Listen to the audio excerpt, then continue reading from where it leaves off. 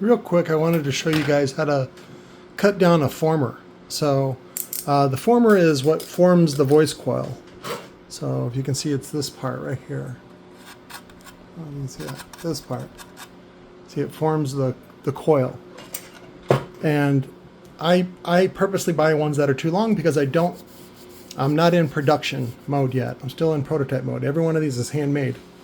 This one happens to be made of Kapton, K-A-P-T-O-N, which is like a reinforced fiberglass. It's a high temperature fiberglass. And so basically I just use a snap blade. I like these 9mm ones. And then you want to just come in at like a 45-degree angle and then slice. And then when you get to the base, you want to curve.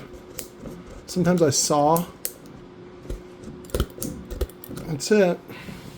You don't want to go too far into the weeds with the epoxy.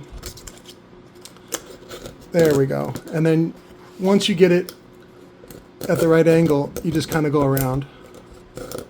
So, and you can do this for the aluminum ones too. It definitely dulls the blades, but again, that's what they're for, and that's what they're cheap.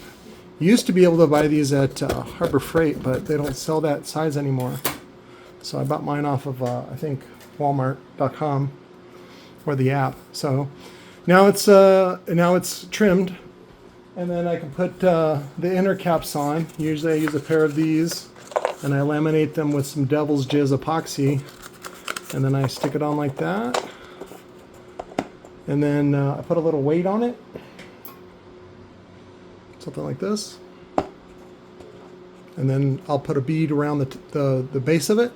And then when that's cured tomorrow, then I'll go ahead and sign it after it passes testing. And then I usually contact the end user and find out what cap they want, you know, what kind of finish. And then we go over some of their options. I do like a little mock-up.